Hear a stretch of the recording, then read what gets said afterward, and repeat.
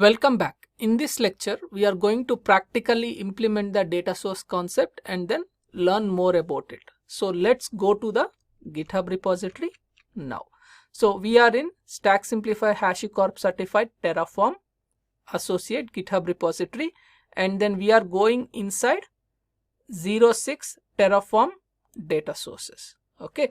So inside that introductory part we already completed. Now we are going to create a data source to fetch the latest AMI ID. So primarily related to go to AWS Management Console, Services, EC2, Images, AMI, and then search for the AMIs based on these parameters we already done using the introductory part. Okay, so we have took the AMI ID here, and for this AMI ID, how to find this latest AMI ID? So we went here and then put the filter parameters here. Owner is Amazon Images, virtualization type is HVM, root device type is EBS, and then AMI name. And at the 114, at the end of the last screen, you found the latest one. Okay, so which is nothing but 4892. So that's about the step 2, which already we have discussed in the introductory section. Okay, so now we are moving on to the next is step.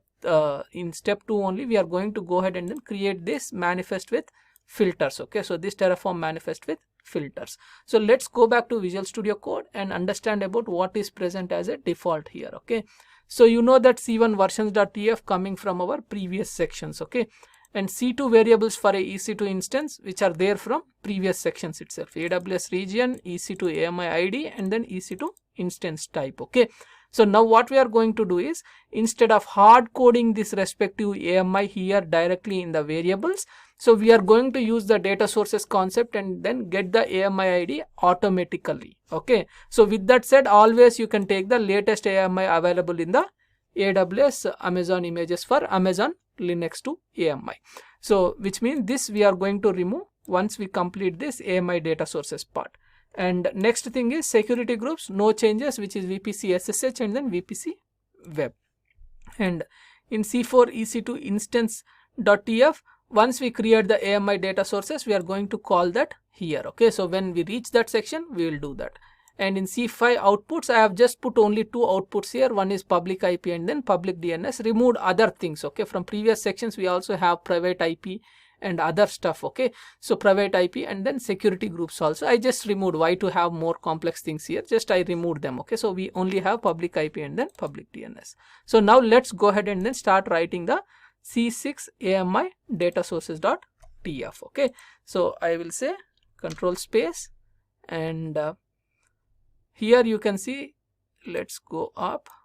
So go up. So you can see the data block here. Okay, data, and I can say AWS underscore AMI. Okay, and name I can give whatever I want.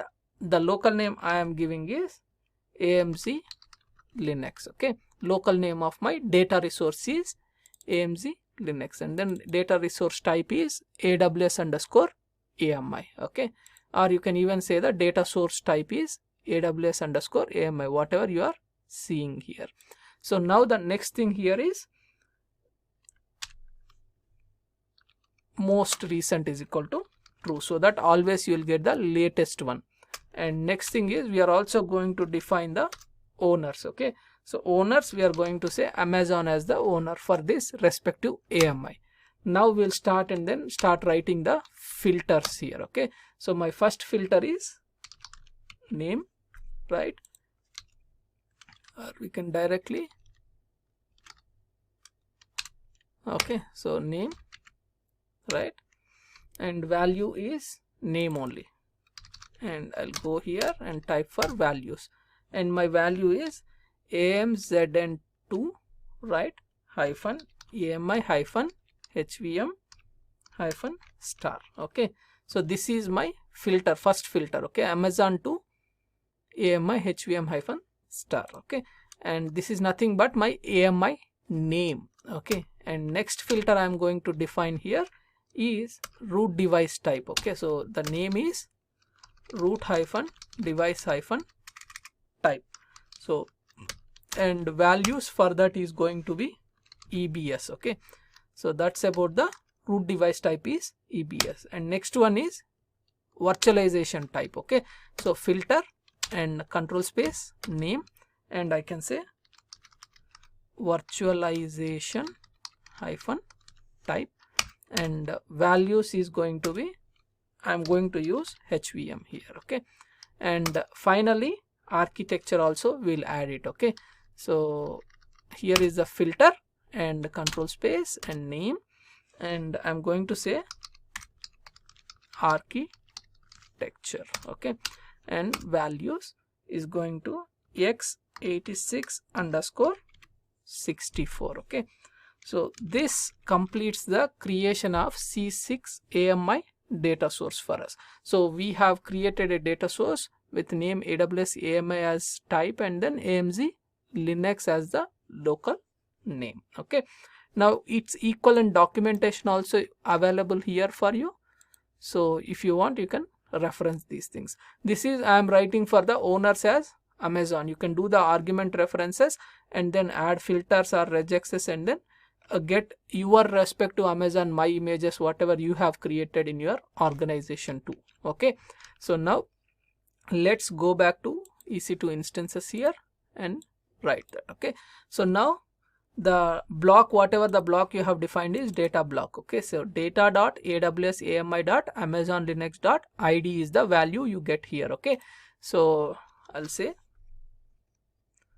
here, let me write data dot, next thing is, let's go here and get the AWS AMI and copy dot, and local name of your thing is Amazon Linux.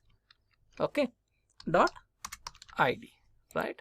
So now this is completed. In variables also, this one is not required for us now, correct, right? So you can comment it or remove it. So I'll comment it. Okay, and you can say commented because of following reason, right?